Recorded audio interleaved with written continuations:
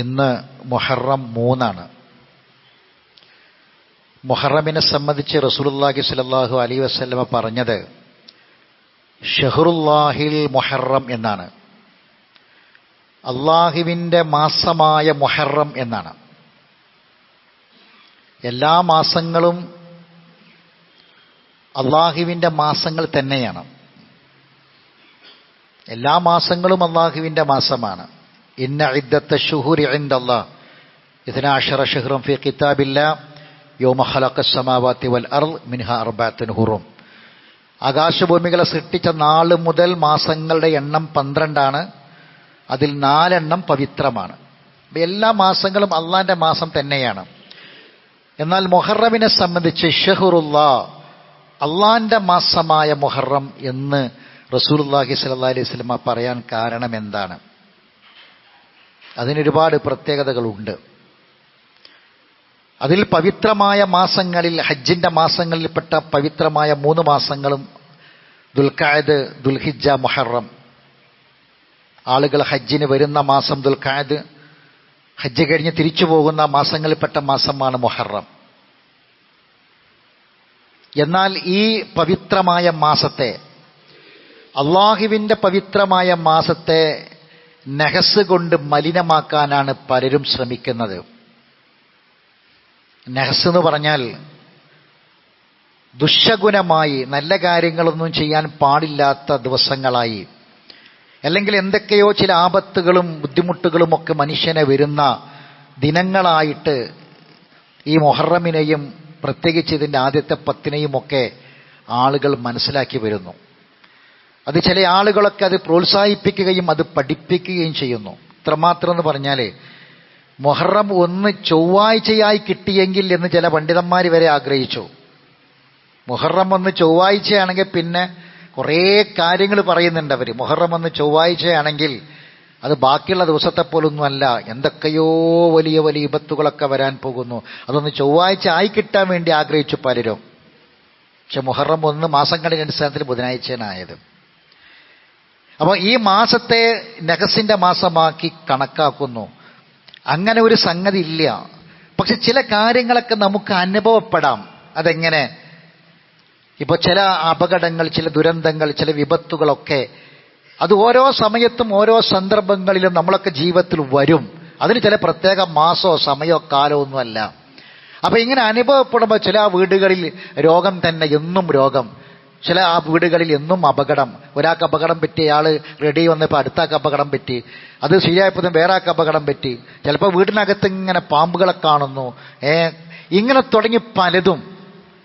എങ്കിൽ നമ്മളെന്താ ചെയ്യേണ്ടത്?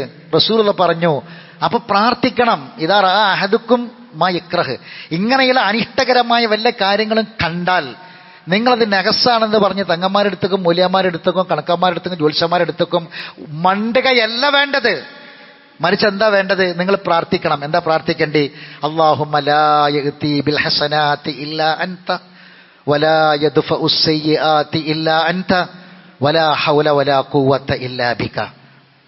അല്ലാഹുമ്മ ലാ യഅതി ബിൽ ഹസനാതി ഇല്ലാ അൻത. അല്ലാഹുവേ, ഏതൊരു ഹസനത്തും ഏതൊരു നന്മയും എൻ്റെ ജീവിതത്തിലേക്ക് നീയല്ലാതെ മറ്റാരുമല്ല കൊണ്ടുവരുന്നത്. വലാ യദ്ഫഉ സയ്യിആതി ഇല്ലാ അൻത. ഏത് കാലവിപത്തുകളും, ഏത് അപകടങ്ങളും ദുരന്തങ്ങളും, എന്ത് വിപത്തുകളും, എന്ത് സയ്യിആത്തുകളും നീയല്ലാതെ തടുക്കുന്നുമില്ല. നിനക്കല്ലാതെ തടുക്കാനും കഴിയില്ല. വലാ ഹൗല വലാ ഖുവത ഇല്ലാ ബിക. നിന്നെക്കൊണ്ടല്ലാതെ ഒരു ശക്തിയും കഴിവുമില്ല. ഈ പ്രാർത്ഥന പ്രാർത്ഥിക്കുക വേണ്ടത്. അതല്ലാതെ ഈ മാസത്തെ ഒരു ഭയത്തോടെ പേടിയോടെ കാണുകയല്ല വേണ്ടത്. സഹോദരങ്ങളെ, ഈ മാസം സത്യവിശ്വാസികൾക്ക് ചില ഗുണപാഠങ്ങൾ നൽകുന്നുണ്ട്. എന്താണ് ആ ഗുണപാഠം? ഒരു പുതിയ വർഷമാണ് ഈ മാസത്തോടെ പിറക്കുന്നത്. 1448 ഹിജറ. പലപ്പോഴും നമുക്കതിൻ്റെ കൊല്ലം പോലും, ഇതേതാ കൊല്ലം എന്ന് വെച്ചാൽ 2026 നമ്മളത് പറയും. എന്നാൽ ഹിജറ ഏതാന്ന് ചോദിച്ചാൽ നമ്മളിങ്ങനെ തപ്പും. 1400 എന്ന് പറയും നമ്മൾ. അതുപോലും നമുക്കറിയില്ല. പക്ഷേ നമ്മുടെ ആയുസ് നിശ്ചയിക്കപ്പെട്ട വർഷം ഇതാണ്. 2026, 27 ജനുവരി, ഫെബ്രുവരി ഒന്നല്ല. നമ്മുടെ ആയുസ് അല്ലാഹു നിശ്ചയിക്കപ്പെട്ടിട്ടുള്ള മാസവും വർഷവും ഇതാണ്. ഇത് നമ്മൾ അറിയണ്ടേ? അപ്പൊ ഇതിൽ ഏറ്റവും പ്രധാനപ്പെട്ട നമ്മൾ മനസ്സിലാക്കേണ്ട കാര്യത്തിൽ ഒന്നാമത്തെ കാര്യം, നമ്മൾ മരണത്തിലേക്ക് അടുക്കുന്നു എന്നുള്ളതാണ്. അത് നമ്മളെല്ലാവർക്കും അറിയാം. ഒരു കൊല്ലം പിന്നിട്ടാൽ ആയുസ് 1 വർഷം പോയി, ആയുസ് 1 വർഷം പോയാൽ മരണത്തിലേക്ക് അടുക്കുന്നു. ഇത് നമുക്ക് എല്ലാവർക്കും അറിയാം, ഒന്നാമത്തെ കാര്യം. എന്നാൽ ഇതിലും അപ്പുറം രണ്ടാമത്തെ ഒരു കാര്യമുണ്ട്. അത് പലപ്പോഴും നമ്മൾ വിസ്മരിക്കുക. 1 വർഷം കഴിയുമ്പോൾ നമ്മൾ ആയുസ്സിൽ നിന്നൊരു വർഷം പിന്നിട്ടു എന്ന് നമുക്കറിയാം, മരണത്തിലേക്ക് അടുക്കുന്നു നമുക്കറിയാം. പക്ഷേ അതിലപ്പുറം ഒരു കാര്യം മറന്നു പോകുന്നു. അതെന്താണ്? നമുക്ക് പോകാനുള്ള ലോകത്തേക്ക് ചെയ്യാനുള്ള അമലുകൾക്കുള്ള അവസരം കുറയുന്നു എന്ന കാര്യമാണ്. അമലുകൾക്കുള്ള അവസരം നഷ്ടപ്പെട്ടുകൊണ്ടിരിക്കുന്നു എന്ന തിരിച്ചറിവാണ് സഹോദരങ്ങളെ ഏറ്റവും പ്രധാനപ്പെട്ടത്. ആ ബോധം നമ്മുടെയൊക്കെ ഉള്ളിലുണ്ടാകണം. നോക്കൂ, നിങ്ങൾ സ്വഹാബത്തൊക്കെ കരഞ്ഞത് എന്തിനാ? മരണത്തിന് ശേഷം സ്വർഗം പ്രതീക്ഷിച്ച, നമ്മളൊക്കെ പ്രതീക്ഷിക്കുന്നത് പോലെയുള്ള സ്വർഗം പ്രതീക്ഷിച്ച സ്വഹാബത്ത് കരഞ്ഞത് അവർ ഈ അമലിനെ കുറിച്ച്, അമലിന്റെ അവസരം കുറയുന്നു എന്ന് പറഞ്ഞ മഹാനായ ഉഖബത്ത് ബിൻ ആമിർ റളിയല്ലാഹു തആല അൻഹു മരണസമയത്ത് അദ്ദേഹം കരയുന്നത് കാണാം. കരഞ്ഞപ്പോൾ അദ്ദേഹത്തിനോട് ചോദിക്കപ്പെട്ടപ്പോൾ അദ്ദേഹം പറഞ്ഞ വാക്ക് വേദന കൊണ്ടല്ല, മരണത്തിന്റെ വേദന കൊണ്ടോ, വെപ്രാളം കൊണ്ടോ, കൈകാലുകൾ വേദനിച്ചത് കൊണ്ടോ, ശരീരവും മനസ്സും വേദനിച്ചത് കൊണ്ടോ, മരിക്കുകയാണല്ലോ, പോവുകയാണല്ലോ എന്ന മാനസികമായ വേദന കൊണ്ടോ, ശാരീരികമായ വേദന കൊണ്ടോ അല്ല ഞാൻ കരയുന്നത്. മറിച്ച് അദ്ദേഹം പറഞ്ഞു, ഇനി എനിക്ക് രാത്രികളിൽ തഹജ്ജുദ് നിസ്കരിക്കാൻ കഴിയില്ലല്ലോ, എനിക്ക് പകലുകളിൽ സുന്നത്ത് നോമ്പ് നോൽക്കാൻ കഴിയില്ലല്ലോ, എൻ്റെ അവസരം നഷ്ടപ്പെടുകയാണല്ലോ, എൻ്റെ അവസരം തീരുകയാണല്ലോ എന്നതാണ്.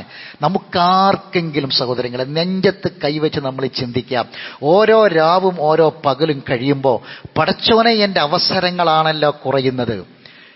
എൻ്റെ മരണത്തിന് ശേഷമുള്ള ലോകത്തേക്ക് ഞാൻ ചെയ്യേണ്ട കാര്യങ്ങൾക്കുള്ള എൻ്റെ അവസരങ്ങളാണല്ലോ റബ്ബേ നഷ്ടപ്പെടുന്നത്, കുറഞ്ഞുകൊണ്ടിരിക്കുന്നത് എന്നൊരു വേദന സഹോദരെ നമുക്കാർക്കെങ്കിലും ഉണ്ടായിട്ടുണ്ടോ? ഉണ്ടാകണം സഹോദരങ്ങളെ. അത് ഈമാനിന്റെ ലക്ഷണമാണ്.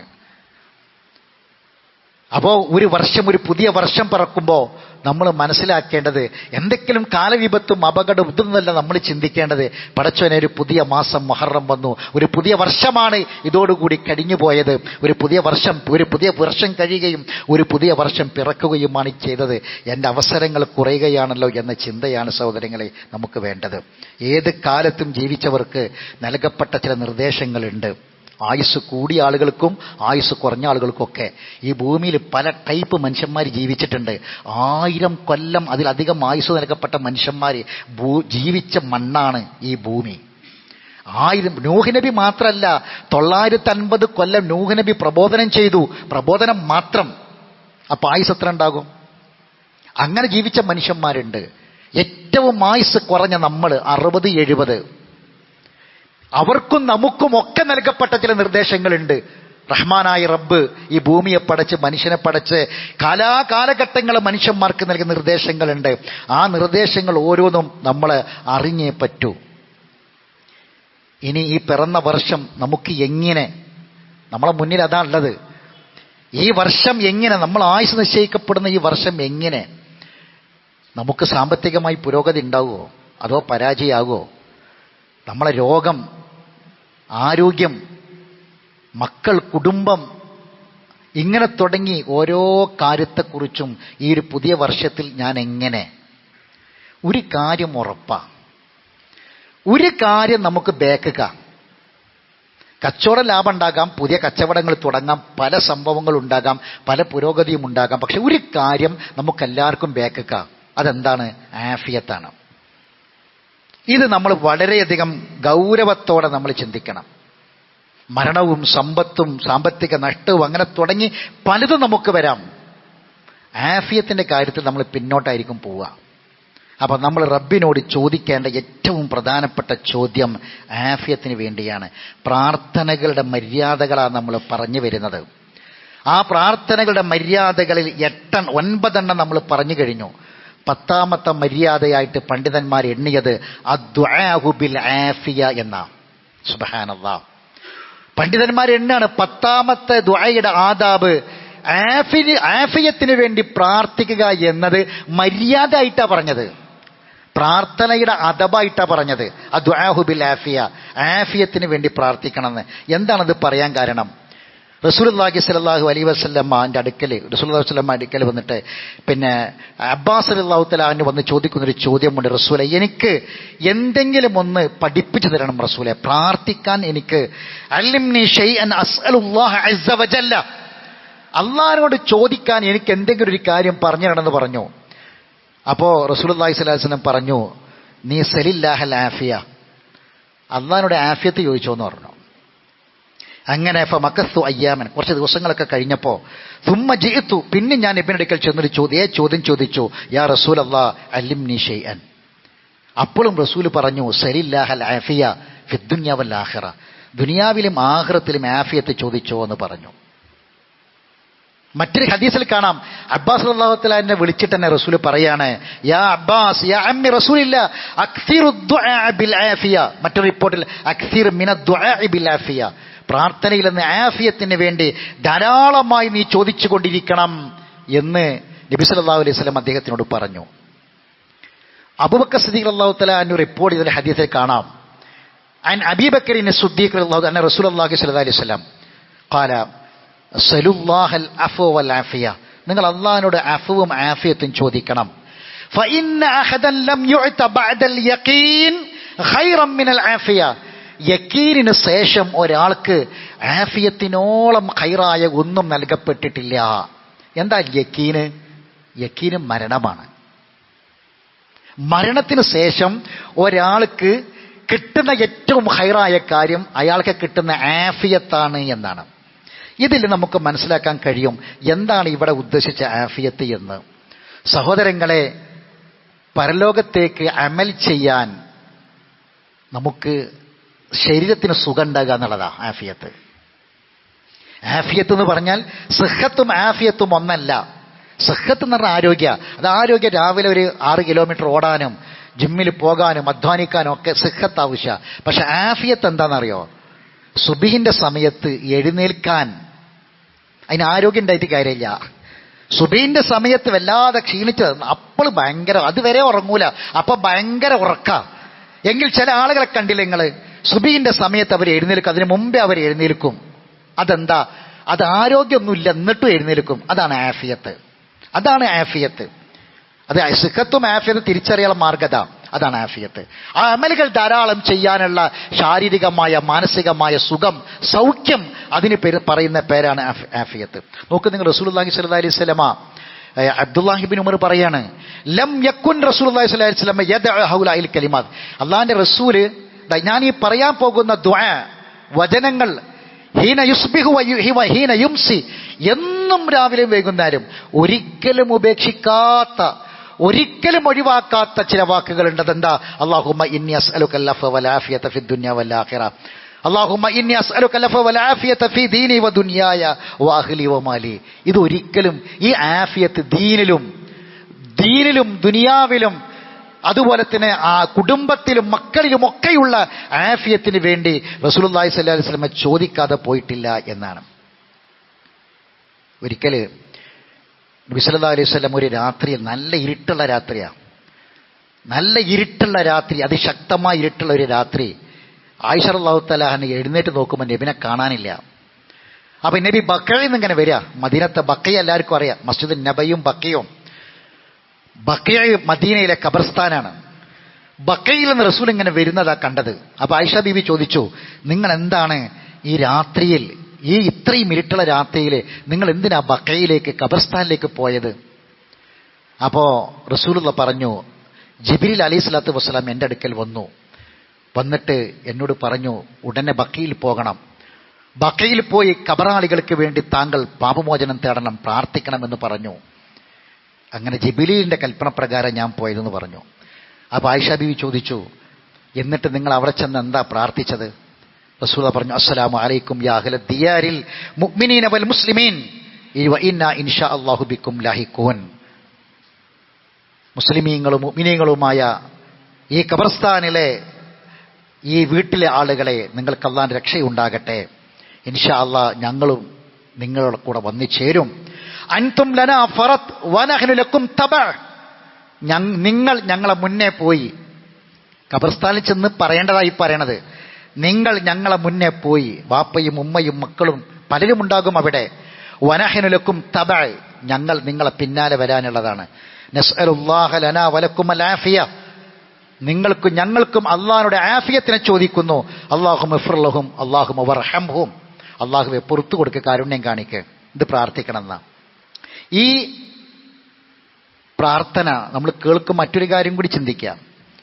നമ്മളെ വാപ്പാനും ഉമ്മാനും ഒക്കെ കബറടക്കിയ ഖബർസ്ഥാനികൾ ഒരു പക്ഷേ നമ്മൾ ജുമാക്ക് വരണ ഈ പള്ളിയിലാവണമെന്നില്ല.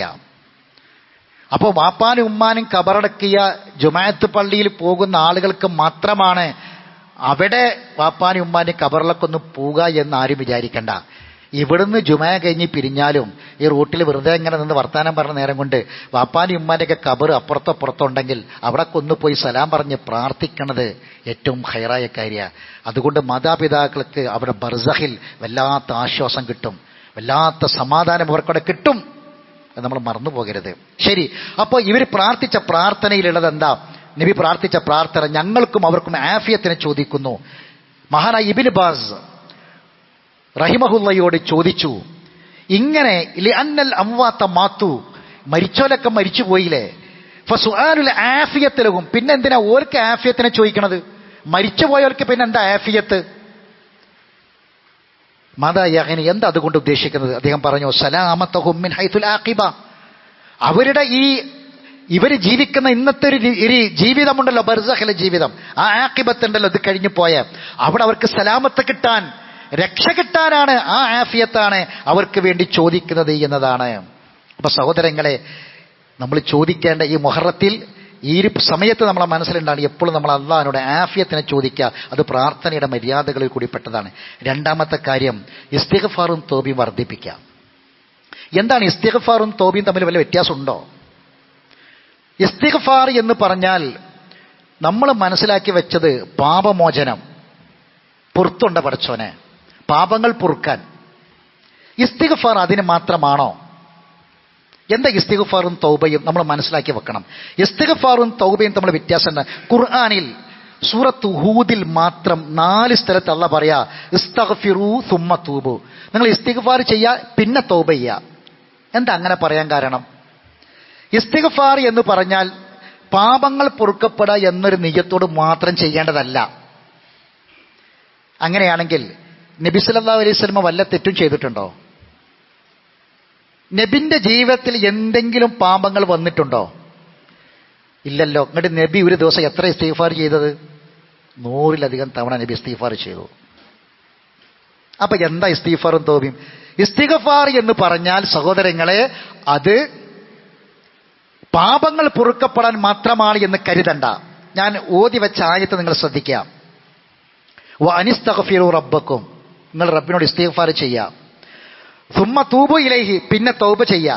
ഇനി കേട്ടോളൂ, യുമത്തിഉക്കും മത്താഹൻ ഹസന, നിങ്ങൾക്ക് നല്ല മത്താഴ്, നല്ല വിഭവം, നല്ല സൗഖ്യം നിങ്ങൾക്ക് ഈ ദുനിയാവിൽ അത് നൽകും. ഇസ്തിഗ്ഫാർ കൊണ്ട് കിട്ടുന്ന നേട്ടം, ഇസ്തിഗ്ഫാർ വെറും പാപമോചനം മാത്രമല്ല. അസ്തഗ്ഫിറുല്ലാ അസ്തഗ്ഫിറുല്ലാ നമ്മൾ പറയുമ്പം പാപങ്ങളൊന്നും ചെയ്തിട്ടില്ല, അതുകൊണ്ട് ഇനി ഞാൻ പറയുന്നില്ല എന്നല്ല. ഇസ്തിഗ്ഫാർ ചെയ്താൽ പാപമോചനം മാത്രമല്ല, മത്താഴ് കിട്ടും, നല്ല മത്താഴ് കിട്ടും, വിഭവം, ജീവിത സൗഖ്യം കിട്ടും. ഈ പുതിയ വർഷത്തിൽ നമുക്ക് വേണ്ടതാ മത്താഅൻ ഹസന. ഇസ്തിഗ്ഫാർ ചെയ്താൽ നിങ്ങൾക്ക് മത്താഅൻ ഹസന കിട്ടും, നല്ല ജീവിത സൗഖ്യം കിട്ടും. ഇലാ അജലി മുസമ്മ, കാലാകാലില്ല, ഒരു അജലി വരെ കിട്ടും, ഒരു അവധി ഉണ്ടല്ലോ, അതുവരെ കിട്ടും. വയൂതി കുല്ലദീ ഫളിൻ ഫളിലഹു, ഉദാര മനസ്ഥിതിയുള്ള എല്ലാവർക്കും അതിൽ നിന്ന് ഫളിൽ നൽകപ്പെടും. ഉദാര മനസ്ഥിതിയുള്ള എല്ലാവർക്കും കൊടുക്കണമെന്ന് ആഗ്രഹിക്കുന്ന നല്ല ഔദാര്യ മനസ്സുള്ള ആൾക്കാർക്ക് ധാരാളം ധാരാളം കിട്ടും. അവർ ഇസ്തിഗ്ഫാറും കൂടി വർദ്ധിപ്പിക്കണം. അല്ലാഹ് പറയാണ്, ഫഇൻ തവല്ലൗ ഫഇന്നി അഖാഫു അലൈക്കും അദാബ യൗമിൻ കബീർ, നിങ്ങൾ ചെയ്യാതെ പോവുകയാണെങ്കിൽ ഒരു ദിവസത്തെ വമ്പിച്ച ശിക്ഷ ഞാൻ നിങ്ങൾക്ക് ഭയപ്പെടുന്നുണ്ട് എന്നാണ്. സഹോദരങ്ങളെ, ഈ സംഭവമാണ് അഫുവും ആഫിയത്തും. ഇനി മറ്റൊരു ആയത്തിൽ കാണാം, ഹുവ അൻശഅക്കും മിനൽ അർളി വസ്തഅമറക്കും ഫീഹാ, അവനാണ് നിങ്ങളെ സൃഷ്ടിച്ചത്, നിങ്ങൾക്ക് ഇവിടെ നിങ്ങളെ ഭൂമിയിൽ അധിവസിപ്പിച്ചതും അവനാണ്. ഫസ്തഗ്ഫിറൂ സുമ്മ തൂബു, ഇസ്തിഗ്ഫാർ ചെയ്യുക പിന്നെ തൗബ ചെയ്യുക. ഇന്ന റബ്ബി ഖരീബും മുജീബ്, എൻ്റെ റബ്ബ് ഏറ്റവും അടുത്തവനും പ്രാർത്ഥനയ്ക്ക് ഉത്തരം നൽകുന്നവനുമാണ്. ഇടയാളൻ വേണ്ട. റബ്ബ് ഖരീബാണ്, ഏറ്റവും അടുത്തവനാണ്, പിന്നെ അടുപ്പിക്കാൻ ഒരാൾ വേണ്ട. ഇടയാളന്മാർ റബ്ബിനോട് നേരെ പ്രാർത്ഥിക്കുക, റബ്ബ് പ്രാർത്ഥനയ്ക്ക് ഉത്തരം നൽകും. മറ്റൊരായതിൽ കാണാം, വയാ ഖൗമി ഇസ്തഗ്ഫിറൂ റബ്ബക്കും സുമ്മ തൂബൂ ഇലൈഹി. തൗബ ചെയ്തോളൂ, ഇസ്തിഗ്ഫാർ ചെയ്തോളൂ. ഇസ്തിഗ്ഫാർ ചെയ്ത് എന്നിട്ട് തൗബ ചെയ്തോളൂ. യുർസിലി സമാ അലൈക്കും മിദ്റാറ. നല്ല മഴ കിട്ടും, നല്ല മഴ കിട്ടും. മഴ എന്ന് പറഞ്ഞാൽ ഖുർആൻ തന്നെ നിങ്ങൾ പഠിക്കണം. ഒരു ഭൂമിയിലെ മനുഷ്യന്മാരുടെ ധന്യതയുടെ അടയാളമാണ് മഴ. ആ മഴ നിങ്ങൾക്ക് കിട്ടും. അടുത്ത വാക്യം, വയസിദുക്കും കുവ്വത്തൻ ഇലാ കുവ്വത്തിക്കും. ശക്തിയിലേക്ക് ശക്തിയെ ചേർത്ത് നൽകും. ഇപ്പൊ നമുക്കുള്ള ബേജാറെന്താ? ഒരു കൊല്ലം കഴിഞ്ഞു, വയസ്സായി, ആരോഗ്യം കുറയാണ്. വേണ്ട, അല്ലാഹ് പറയാ ശക്തിയിലേക്ക് നിങ്ങൾക്ക് ശക്തി നൽകും. ശക്തിയിലേക്ക് ശക്തിയെ അവൻ ചേർത്ത് നൽകും നിങ്ങൾക്ക്. യസിദുക്കും കുവ്വത്തൻ ഇലാ കുവ്വത്തിക്കും. എന്ത് ചെയ്താൽ? ഇസ്തഗ്ഫിറൂ, നിങ്ങൾ ഇസ്തിഗ്ഫാർ ചെയ്യുകയാണെങ്കിൽ. വയാ ഖൗമി ഇസ്തഗ്ഫിറൂ, ഇസ്തിഗ്ഫാർ ചെയ്യുകയാണെങ്കിൽ അള്ളാഹു നിങ്ങൾക്ക് ശക്തി നൽകുന്നതാണ്. അപ്പോൾ സഹോദരങ്ങളെ, അഫ്വും ആഫിയത്തും കിട്ടാൻ ഇസ്തിഗ്ഫാറും തൗബയും വർദ്ധിപ്പിക്കുക. അതോടൊപ്പം തന്നെ നമ്മുടെ ആയുസിനെ കുറിച്ചുള്ള ചിന്തയുടെ അമലുകളും ധാരാളമായി വർദ്ധിപ്പിക്കുക. അള്ളാഹു നമ്മെ അനുഗ്രഹിക്കുമാറാവട്ടെ. അഖൂലു ഖൗലി ഹാദാ അസ്തഗ്ഫിറുല്ലാഹൽ അളീമ ലീ വലക്കും ഇന്നഹു ഹുവൽ ഗഫൂറുർ റഹീം.